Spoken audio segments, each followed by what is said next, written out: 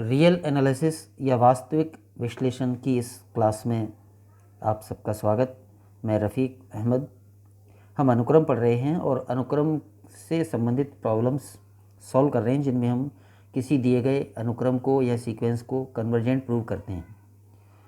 और पिछले वीडियोस में इसके लिए हमने दो तरीके देखे थे। एक तो बाय डेफिनेशन अनुक्रम की सीमा प्रूव करना, जिसमें कि हम अगर हमें सिद्ध करना होता है कि सीक्वेंस xn की लिमिट l है तो उसके लिए एक स्वेच्छ एप्सिलॉन ले लेते हैं और उसके संगत एक n0 इस तरह का चयन करते हैं, प्राप्त करते हैं, जिससे कि ये सिद्ध हो जाए कि सीक्वेंस के nवें पद और जितना उसकी सीमा सिद्ध करनी है उसके डिफरेंस का मॉड इस स्वेच्छ एप्सिलॉन से छोटा हो जाएगा और ये बात n के उन सब मानों के लिए सत्य हो जो उस चयनित n0 से बड़े हैं।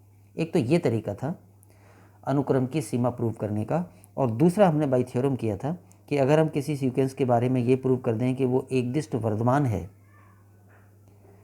प्लस वो परिबद्ध है तो उससे सिद्ध हो जाता है कि वो अभिसारी है। एकदिष्ट वर्धमान और परिबद्ध अनुक्रम अभिसारी होता है। ये दूसरा तरीका है। और वर्धमान की जगह ह्रासमान हो तब भी हो जाएगा। एकदिष्ट ह्रासमान और परिबद्ध अनुक्रम भी अभिसारी होता है।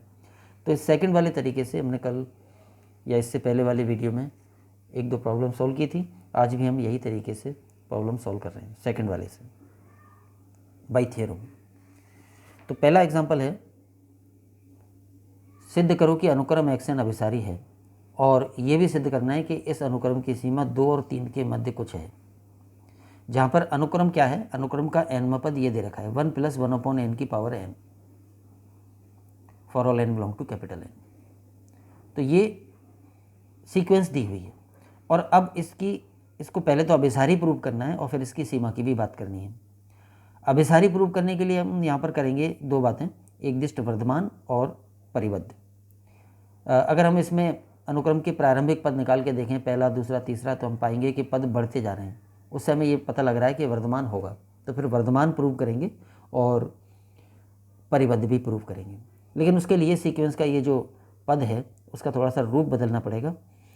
वो तरीका यहाँ काम नहीं करेगा कि सीधे nवां पद और n+1वां पद निकाल के उनका अंतर ज्ञात कर लें, अंतर पॉजिटिव आ जाए तो उससे हमें पता लग जाएगा कि xn+1 xn से बड़ा है। वो तरीका यहाँ काम नहीं करेगा क्योंकि इसमें होल पावर लगी हुई है, अंतर करना पर कैलकुलेशन नहीं हो पाएगी। तो हम थोड़ा सा डिफरेंट तरीका काम में ले रहे हैं। xn जो अनुक्रम का पद दे रखा है वो 1 + 1/n की होल पावर n दिया हुआ है, उसको अब इसमें द्विपद प्रमेय से प्रसार करना है। होल पावर n जब नेचुरल नंबर हो तो दो पदों के योग का प्रसार, जो द्विपद प्रसार हम कहते हैं, जिसको एक बार मैं उसको रिवाइज कर दूं, ऐसे होता है दो पद a और b के योग की होल पावर n, जहां n नेचुरल नंबर है तो इसमें आते हैं a की power n plus nc1, a की पावर 1 कम हो जाएगी n-1 और b की पावर 1 हो जाएगी, प्लस nc2, a की पावर n-2 हो जाएगी और b की पावर 2 हो जाएगी, एंड सो ऑन। लास्ट में गुणांक होगा ncn और a की पावर कम होते होते समाप्त हो जाएगी और b की पावर बढ़ते बढ़ते n हो जाएगी। ये द्विपद प्रमेय है मूल। इसमें इसकी बजाय गुणांक यहाँ भी होता है nc0 जिसकी वैल्यू 1 होती है। इसमें nc1 nc2 की बजाय इनकी वैल्यू रख दें तो ये प्रसार ऐसे हो जाता है a की पावर n, nc1 का मान n ही होता है, a की power n-1 b plus nc2 का मान होता है n × n-1/2 और a की पावर n-2 b की पावर 2। इसी तरह से ncn का मान वैसे तो 1 होता है, लेकिन इस रूप में लिखें तो ncn का मान होता है क्योंकि व्यापक रूप में ncr का मान होता है n × n-1 × n-2 up to कहाँ तक, आखिरी फैक्टर आएगा n में से घटेगा n-r। ये ब्रैकेट मानो, ये जो ऊपर बार लगा दिया है, रेखा बंधनी लगा दी है, उसको ब्रैकेट माने, और नीचे फैक्टोरियल n, ये ncr का मान होता है। तो इसी तरह से ncn का मान क्या हो जाएगा, n × n, r की जगह n लिख देंगे तो n-1 होगा यहाँ पे, r- सुधार कर लें, आखिरी फैक्टर होता है n - r - 1, यानी n में से r-1 घटाएं। तो जब n सी n होगा तो n माइनस n माइनस 1 हो जाएगा। n माइनस n माइनस 1 का मान 1 होगा, n माइनस n माइनस 1, ये वैल्यू 1 होगी। तो n से लगातार एक एक कम होते होते 1 तक। तो ये ऊपर एक्चुअली फैक्टोरियल n की वैल्यू है, फैक्टोरियल n से फैक्टोरियल n कट जाएगा तो ये 1 ही है। लेकिन इसको इस रूप में भी लिख सकते हैं, n सी n का मान जब लिखना हो तो। खैर ये द्विपद प्रमेय और NCR के बारे में सब अच्छी तरह जानते होंगे और थोड़ा बहुत मैंने रिवाइज भी कर दिया है। वापस हम क्वेश्चन पर आएँ तो ये पहला पद 1 और दूसरा पद 1/n और इन दो पदों के योग की होल पावर n का प्रसार करेंगे तो 1 प्लस ये power n into second term, इसकी पावर बढ़ती जाएंगी, पहला पद तो 1 है। फिर NC2 यानी n इंटू n माइनस 1 बटे फैक्टोरियल 2 और इस 1/n का होल स्क्वायर। फिर NC3 का मान है n into n minus 1 n minus 2 बटे फैक्टोरियल 3 और इस 1/n का whole cube and so on. आखिरी पद में क्या होगा, NCn आएगा और NCn का ये मान है n n minus 1 n minus 2 से घटते घटते आखिरी फैक्टर आएगा n माइनस n माइनस 1। ये ऊपर बार लगा दिया का मतलब ये n माइनस 1 ब्रैकेट में है और n में से n माइनस 1 घटाएं तो 1 आता है। तो ये n एक कम फिर एक कम फिर एक कम से 1 तक, और उसी को हम फैक्टोरियल n भी कहते हैं और नीचे भी फैक्टोरियल n है। तो ये वैल्यू वैसे पूरी 1 है, लेकिन जैसे गुणांक और थे उसी तरह से आखिरी गुणांक भी दिखा दिया है और इस 1/n की पावर n। ये द्विपद प्रमेय से प्रसार किया है। अभी हमने जो यहाँ प्रसार समझा था उसमें दो पद a और b थे। अगर एक पद 1 और दूसरा b होता तो ये प्रसार ऐसे हो जाता, 1 प्लस b की पावर n। इसका जो प्रसार है उसमें पहले 1 की पावर n आएगा जो 1 ही होता है, फिर NC1 का मान n और फिर b की पावर 1, 1 की तो घटती जाएंगी तो 1 की पावर तो 1 ही रहेगा, b की पावर 1 बढ़ती जाएगी, फिर n into n minus 1 upon factorial 2 और इस b का स्क्वायर एंड सो ऑन। ये आता है, इस तरह से प्रसार किया है। ये एक्सपेंशन हो गया। अब इसको और सरल करें तो 1 अपनी जगह, n बटे n ये 1 हो जाएगा। इस वाले में बटे फैक्टोरियल 2 तो यहाँ लिख दिया और ये नीचे n की 2 पावर है n स्क्वायर, एक n से एक n कट जाएगा और एक n का इसमें भाग दे देंगे n माइनस 1 में, तो ये टर्म आ जाएगी n माइनस 1 बटे n या 1 minus 1/n। n into n minus 1 था और अपॉन में n स्क्वायर था, तो एक n की पावर कट जाएगी, n माइनस 1/n बचेगा और इसको हम n का दोनों में अलग अलग भाग दे के 1 माइनस 1/n लिख सकते हैं। इसी तरह से इससे अगले वाले गुणांक में n into n minus 1 into n minus 2 बटे फैक्टोरियल 3 इंटू 1/n का होल क्यूब है। उसको कैसे सरल किया है, फैक्टोरियल 3 को तो अलग लिख दें, इन नीचे n की 3 पावर है, एक n से तो एक n कट जाएगा और n की 2 पावर बचेगी, एक पावर का इसमें और एक पावर का इसमें भाग दे देंगे, तो ये टर्म आ जाएगी n माइनस 1 बटे n इंटू n माइनस 2 बटे n। फिर इस n का दोनों में अलग अलग भाग दे देंगे तो ये टर्म बन जाएगी 1/फैक्टोरियल 3, ये टर्म हो जाएगी 1 माइनस 1/n और ये टर्म हो जाएगी 1 माइनस 2/n। इस तरह से किया है। तो ये टर्म 1 हो गई, इसमें n की 2 पावर है, इन दोनों में भाग दे दिया, 1 माइनस 1/n आ गया। यहाँ फैक्टोरियल 3 अपनी जगह और n की नीचे 3 पावर है, एक पावर से तो ये n कट जाएगा और 2 पावर जो बचेंगी एक का इसमें और एक का इसमें भाग दे देंगे तो ये टर्म आ जाएगी। इसी तरह से सबको करना है। आखिरी पद में n की n पावर है नीचे, तो n की n पावर में से एक पावर तो इसमें कट जाएगी और एक एक n का इन फैक्टरों में भाग दे देंगे तो ये टर्म बन जाएगी। जैसे इसमें n का भाग देंगे n माइनस 1 में तो वो टर्म हो जाएगी 1 माइनस 1/n, n माइनस 2 में n का भाग देंगे तो 1 माइनस 2/n, आखिरी फैक्टर n माइनस 1 में n का भाग देंगे तो ये तो 1 हो जाएगा और यहाँ यह जाएगा। तो इस रूप में व्यक्त कर दिया है। इस रूप में क्यों व्यक्त किया है, क्योंकि जो हमें सिद्ध करना है वो इसी तरह से हो पाएगा। तो xn की वैल्यू इस रूप में व्यक्त कर दी। अब जैसे nवां पद ये है तो n प्लस 1वां क्या होता, अगर हम यहाँ से चलते तो n प्लस 1वां पद होता 1 प्लस 1/n प्लस 1 की होल पावर n प्लस 1। फिर उसका ऐसे ही प्रसार करते तो वो डायरेक्ट लिख दिया है n प्लस 1वां पद इसी प्रकार ऐसे आएगा 1 प्लस 1 प्लस 1/फैक्टोरियल 2 और 1 माइनस 1/n प्लस 1 आ जाएगा। इसी तरह से 1/फैक्टोरियल 3 1 माइनस 1/n की जगह n प्लस 1 हो जाएगा, यहाँ 1 माइनस 2/n की जगह n प्लस 1 हो जाएगा। और आखिरी फैक्टर जो होगा, जैसे इसमें आखिरी फैक्टर nवें पद में 1/फैक्टोरियल n वाला है, इसमें आखिरी फैक्टर 1/n प्लस 1 के फैक्टोरियल वाला होगा। और ये फैक्टर आएंगे। जैसे इस वाले में आखिरी फैक्टर में लास्ट जो टर्म है उसमें लास्ट फैक्टर है 1 माइनस एन माइनस वन बटे एन, तो इसमें जो लास्ट टर्म होगी उसमें लास्ट फैक्टर होगा 1 माइनस एन बटे एन प्लस वन। यहाँ एन माइनस वन है तो एन हो जाएगा और एन है तो एन प्लस वन हो जाएगा। ये लास्ट फैक्टर होगा, लेकिन इस लास्ट फैक्टर से जस्ट पहले वाला फैक्टर भी दिखा दिया है। जब इसमें फैक्टोरियल एन प्लस वन है नीचे, तो उसमें इससे एक कम यानी फैक्टोरियल एन होगा, और जितने फैक्टर इसमें आए हैं उससे एक कम फैक्टर यहाँ पे गुणांक में होगा,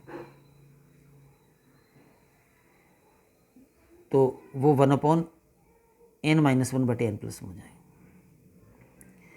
यानी ये एक्स एन का मान जिस तरह से हमने सॉल्व किया था उसी तरह से एक्स एन प्लस वन का मान सॉल्व करेंगे, तो इसमें एक ज़्यादा पद आएगा क्योंकि whole power N plus one का प्रसार करेंगे, और उन पदों को भी इसी तरह से रीअरेंज करके लिख दिया।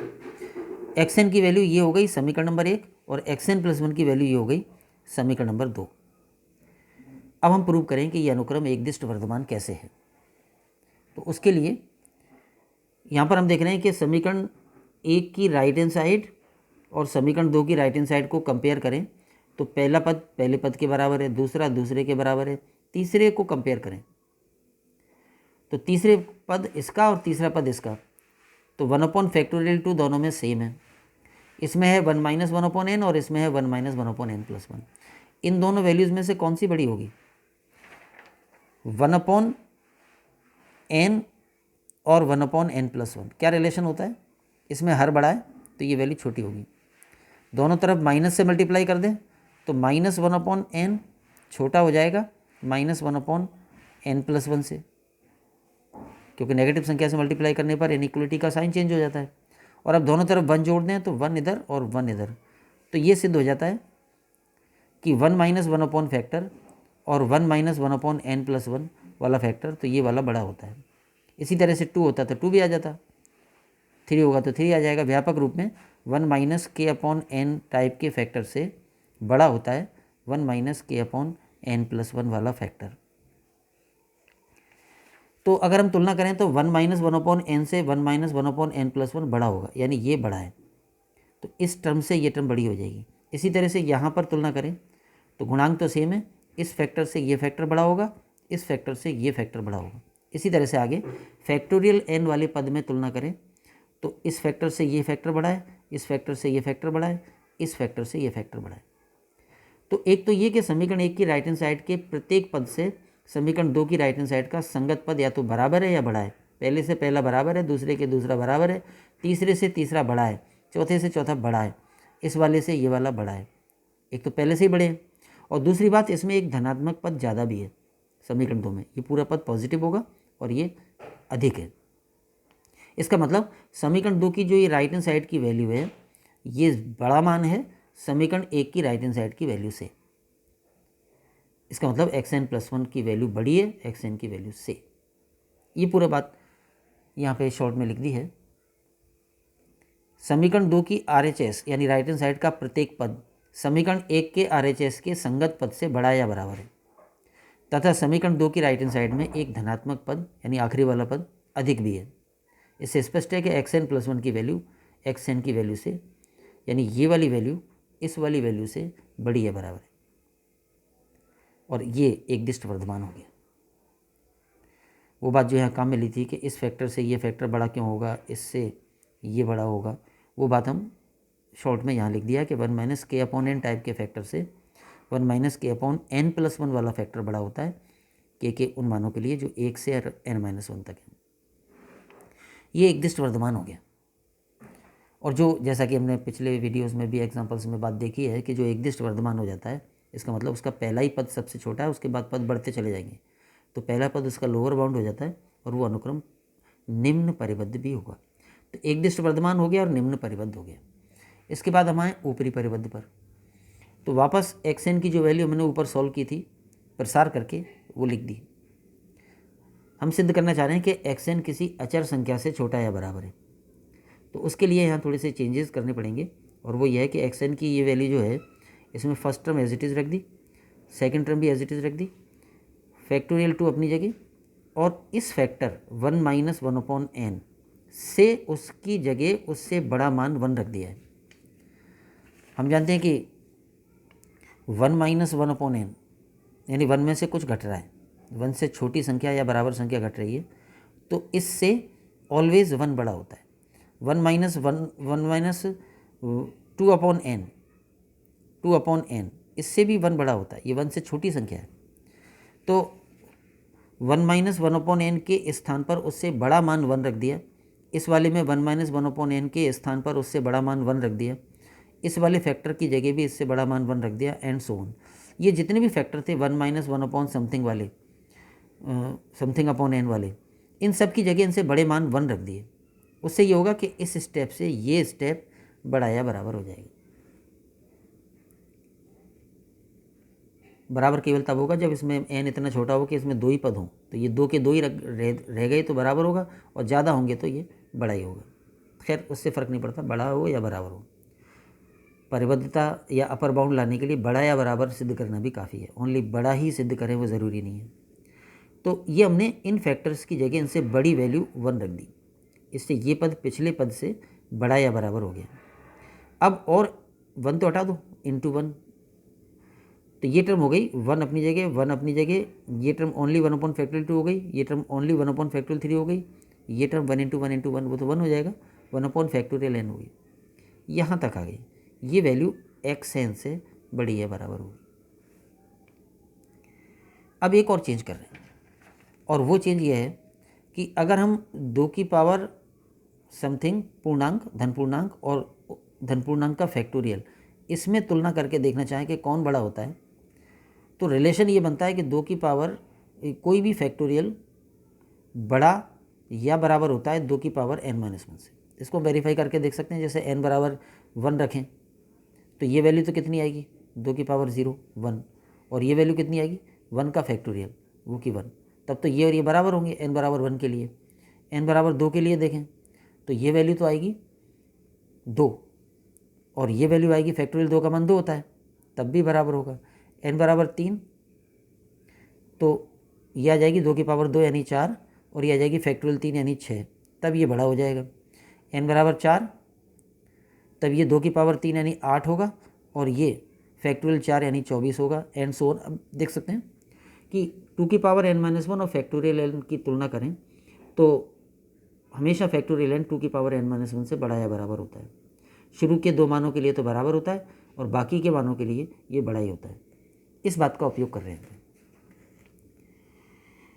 तो उसके लिए हमने क्या किया कि फैक्टोरियल 2 की जगह उससे छोटा या बराबर मान 2 की पावर 1 रख दिया, फैक्टोरियल 3 की जगह उससे छोटा या बराबर मान 2 की पावर 2 रख दिया, फैक्टोरियल n की जगह उससे छोटा या बराबर मान 2 की पावर n-1 रख दिया।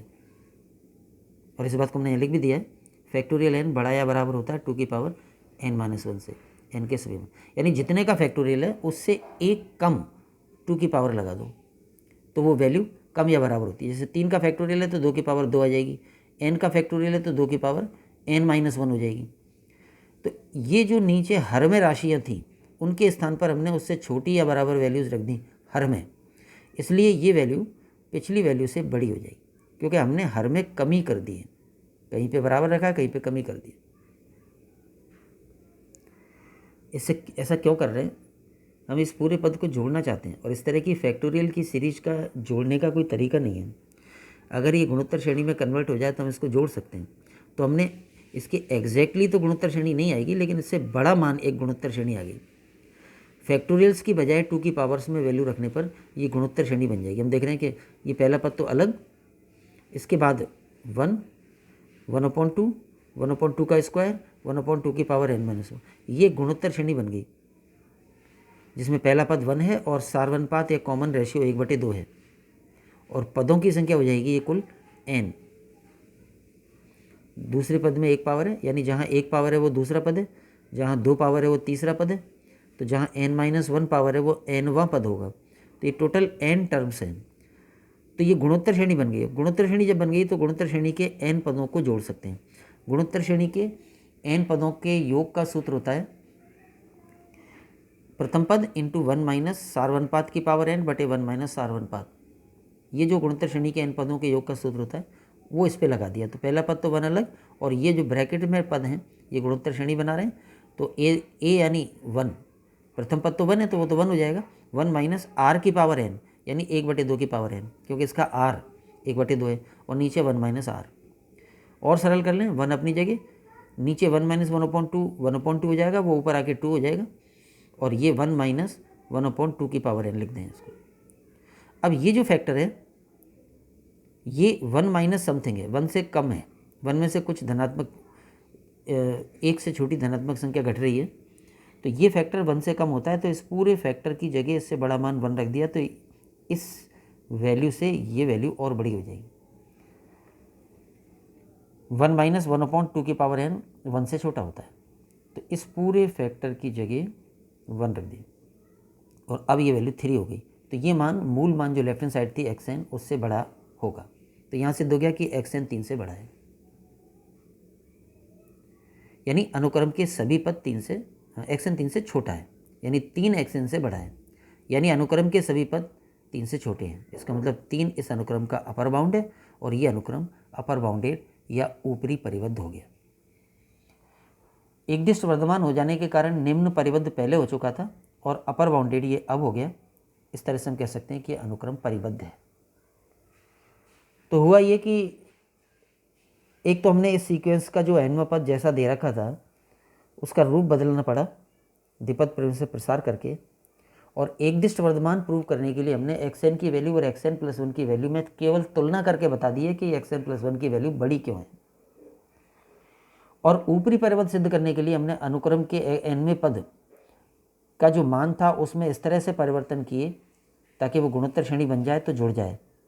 हालांकि ये xn का एग्जैक्ट मान नहीं है, xn से बड़ी वाली वैल्यू है, और इस तरह से xn सीक्वेंस परिबद्ध हो गया। अब क्योंकि सीक्वेंस xn एकदिष्ट वर्धमान हो गया तथा परिबद्ध हो गया, अतः अभिसारी होगा, जैसा कि थ्योरम में है। इस तरह से हमने इस सीक्वेंस को कन्वर्जेंट प्रूव कर लिया, monotonically increasing and bounded prove कर दिया, तो कन्वर्जेंट हो गया। अब इसकी सीमा की बात कर लें।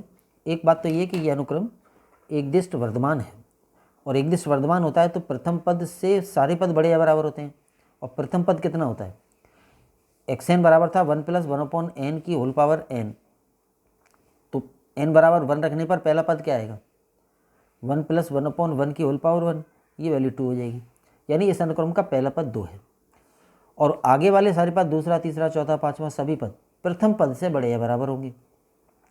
तो वर्धमान होने के कारण अनुक्रम का हर पद प्रथम पद से बड़ा या बराबर होता है, और सभी पद 3 से छोटे हैं। ये अभी हमने ऊपरी परिबद्ध प्रूव करते समय प्रूव किया था। तो यहाँ क्या आ गया कि सभी पद प्रथम पद से तो बड़े या बराबर होंगे और 3 से छोटे होंगे, ऑल टर्म्स, और प्रथम पद है 2, जैसा कि अभी हमने यहाँ पे देखा है। तो क्या सिद्ध हो गया कि अनुक्रम के सभी पद 2 से बड़े या बराबर और 3 से छोटे होंगे। तो जब अनुक्रम पूरी की पूरी 2 और 3 के बीच में है तो फिर हम कह सकते हैं डायरेक्टली कि उसकी सीमा भी 2 और 3 के बीच में ही कहीं होगी। यहाँ ओनली लेस देन है, यहाँ लेस देन और इक्वल टू लग गया। उसका कारण यह है कि अगर अनुक्रम के सारे पद 3 से छोटे हैं तो सीमा 3 तक तो जा सकती है, एग्जैक्टली 3 भी हो सकती है, लेकिन 3 को पार नहीं कर सकती। जैसे संख्या रेखा पर इस बात को समझें कि यहाँ 2 है, यहाँ 3 है, अनुक्रम का पहला पद 2 है, उसके बाद पद बढ़ते जा रहे हैं, बढ़ते जा रहे हैं, बढ़ते जा रहे हैं, लेकिन सारे पद 3 से पहले पहले ही हैं। तो जब अनुक्रम के सारे पद 2 और 3 के बीच में हैं तो सीमा भी यहीं पर होगी, 3 या 3 से पहले ही होगी, 3 के पार नहीं होगी। ऐसे भी समझ सकते हैं कि 3 जो इसकी सीमा है, क्योंकि 3 अपर बाउंड है, तो सीमा क्या होगी, जो उच्चक होगा वही सीमा होगी। ये अपर बाउंड है तो उच्चक क्या होगा, या तो ये या इससे भी छोटा। अपर बाउंड से छोटा या बराबर होता है उच्चक, इसलिए हम कह सकते हैं कि सीमा 3 तक तो हो सकती है, 3 को पार नहीं करेगी। जब अनुक्रम के सारे ही पद 2 और 3 के बीच में है तो सीमा भी 2 और 3 के बीच में होगी। ये बात यहाँ पर हमने डायरेक्टली, क्योंकि सीमा एग्जैक्टली प्रूव नहीं करनी है यहाँ पर कि कितनी है, केवल उसकी रेंज प्रूव करनी थी कि सीमा 2 और 3 के बीच में होगी। वैसे हम आगे कहीं डिस्कस कर लेंगे। इस अनुक्रम की सीमा होती है ई, जिसका मान 2.7 के करीब होता है, और वो 2 और 3 के बीच में होती है, लेकिन हमें वो एग्जैक्टली नहीं ज्ञात करना था यहाँ पर, केवल इतना प्रूव करना था कि वो 2 और 3 के बीच में होगी। तो ये एक एग्जांपल हुआ, इसी से मिलता जुलता है लेकिन इससे आसान, दूसरा एग्जाम्पल और हम डिस्कस कर रहे हैं, और वो ये है कि सिद्ध करो कि अनुक्रम एक्स एन अभिसारी है और इसकी लिए भी लिमिट ऑफ एक्स एन, यानी इस अनुक्रम की सीमा भी 2 और 3 के मध्य है, ये प्रूव करना है। यानी वही सेम ही प्रकार का सवाल है, केवल अनुक्रम के nवें पद का मान बदल दिया है। यहाँ पर अनुक्रम का nवां पद ये है 1 + 1/(2) 1/(3) से लेके 1/() तक, इन सब पदों के योग से जो बनेगा वो अनुक्रम का nवां पद होगा। तो nवां पद यहाँ इस प्रकार का दिया है। अगर इस अनुक्रम का थोड़ा सा विवरण समझने का प्रयास करें तो जैसे xn बराबर 1 + 1/(1) 1 + 1/(2) अप टू, यानी कहाँ तक जाना है, तो वो जाना है 1/(n) तक। जैसे उदाहरण के लिए कुछ पद निकालने का प्रयास करें। पहला पद क्या होगा, ये सीरीज कहाँ पर n बराबर 1 रखने पर एंड हो जाएगी 1/(1) पर, यानी ये होगा 1 + 1/(1), ये पहला पद होगा जो सॉल्व होने पर 2 हो जाएगा। दूसरा पद क्या होगा, तो दूसरा पद भी 1 + 1/(1) इसी तरह से शुरू होगा, लेकिन एंड हो जाएगा 1/(2) पर, और ये वैल्यू 5/2 या 2.5 आ जाएगी। इसी तरह से तीसरा पद क्या होगा, तो तीसरे पद में यही शुरू यहीं से होगा, कोई भी पद, यानी कोई भी पद लिखेंगे तो वो विभिन्न पदों का योग होगा जो यहीं से शुरू होगा। एंड कहाँ पर होगा वो बताएगा कि हमें कौन सा पद निकालना है। जैसे हमें तीसरा निकालना है तो एंड होगा 1/(3) पर, अगर 10वां निकालना है तो यही टर्म आएंगी, एंड होगा 1/(10) पर। तो जैसे तीसरा पद हो जाएगा 1 + 1/(1) + 1/(2) + 1/(3), ये संख्या सॉल्व होने पे जितनी भी आएगी ये तीसरा पद हो जाएगा। ऐसे है। तो अनुक्रम के पद इस प्रकार हैं। हम अभिसारी प्रूफ करने के लिए वही काम करेंगे, एकदिष्ट वर्धमान और ऊपरी परिबद्ध या परिबद्ध। तो पहले अनुक्रम का nवां पद, यहाँ पर हम पहले, इस बार हम जैसे पिछले वाले में एकदिष्ट वर्धमान पहले प्रूव कर दिया था, परिबद्धता बाद में प्रूव की थी। इस बार हम परिबद्धता पहले प्रूव कर रहे हैं, वर्धमान बाद में कर लेंगे। एक्सन की जो वैल्यू दे रखी है वो एज इट इज। इसके बाद हम नीचे जो फैक्टोरियल्स हैं इनमें वही चेंज करें जो पिछले क्वेश्चन में भी किया था। किसी भी फैक्टोरियल से 2 की पावर 1 कम, यानी जितने का फैक्टोरियल है उससे 1 कम, वो छोटा या बराबर होता है। जैसे फैक्टोरियल 8 से क्या कम या बराबर होगा, 2 की पावर 7। फैक्टोरियल 9 से क्या कम या बराबर होगा, 2 की पावर 8। तो फैक्टोरियल्स वाली टर्म्स की जगह 2 की पावर में चेंज कर दिया। 2 का फैक्टोरियल की जगह लिख दिया 2 की पावर 1, 3 का फैक्टोरियल तो 2 की पावर 2, n का फैक्टोरियल तो 2 की पावर n-1। यानी हमने हर में जो राशियाँ थीं उनकी जगह उनसे छोटे या बराबर मान रिप्लेस कर दिए, उससे ये वैल्यू पिछली वैल्यू से बड़ी या बराबर हो गई और ये गुणोत्तर श्रेणी बन जाएगी। इसमें पहला पद 1 अलग हटा लें और 1 से और यहाँ तक गुणोत्तर श्रेणी बन जाएगी। इस गुणोत्तर श्रेणी को वही पिछले क्वेश्चन की तरह जोड़ दिया, 1 - r की पावर n बटे 1 - r, इसको सरल किया, नीचे वाली टर्म ऊपर आके 2 हो जाएगी और ये एज इट इज। ये फैक्टर 1 - समथिंग 1 से छोटा है, इसलिए इसकी जगह इससे बड़ा मान 1 रख दिया, तो ये वैल्यू पिछली वैल्यू से बड़ी हो जाएगी और ये 3 हो गया। तो यहाँ सिद्ध हो जाएगा कि xn 3 से छोटा है n के मानों के लिए, और इसका मतलब है कि सीक्वेंस xn अपर बाउंडेड है।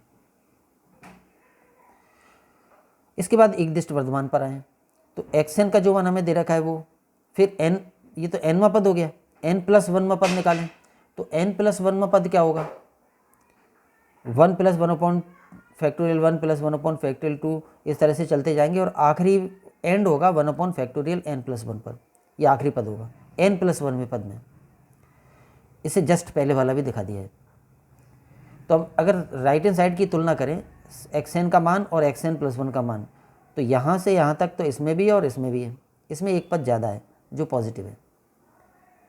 तो इस समीकरण 2 में से समीकरण 1 घटा दें तो xn+1 - xn तो लेफ्ट हैंड साइड में हो जाएगा, राइट हैंड साइड में घटाएंगे तो ये पद सारे कट जाएंगे, ये बचेगा और ये जो बचा वो धनात्मक है, यानी xn+1 - xn का अंतर धनात्मक है। इसका मतलब xn+1 xn से बड़ा है।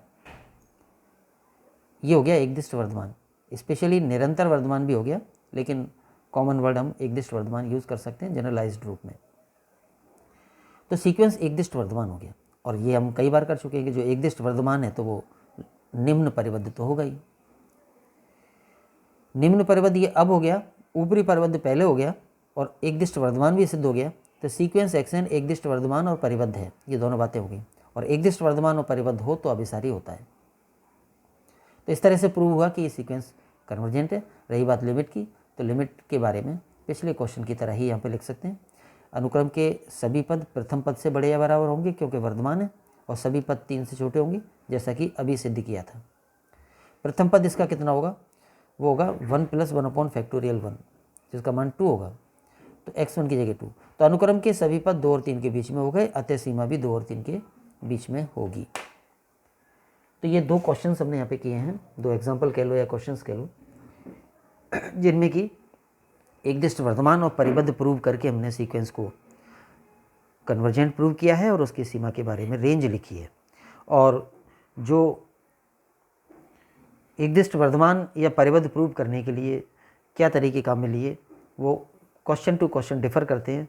जैसे प्रूव हो जाए वैसे करना होता है, जहाँ पे अंतर करके प्रूव हो गया तो अंतर करके कर दिया, नहीं तो हमने राइट हैंड साइड की तुलना करके बता दिया कि इसकी राइट हैंड साइड की वैल्यू बड़ी है, इसकी राइट हैंड साइड की वैल्यू छोटी है। उस तरह से हमने बता दिया कि xn + 1 xn से बड़ा है। तो वो क्वेश्चन टू क्वेश्चन डिफ़र करता है, उस क्वेश्चन में कौन सा तरीका लग सकता है जिससे कि अपना पर्पज़ हल हो जाए, वो करते हैं। तो इस वीडियो में इतना ही। Thanks to all. जय हिंद।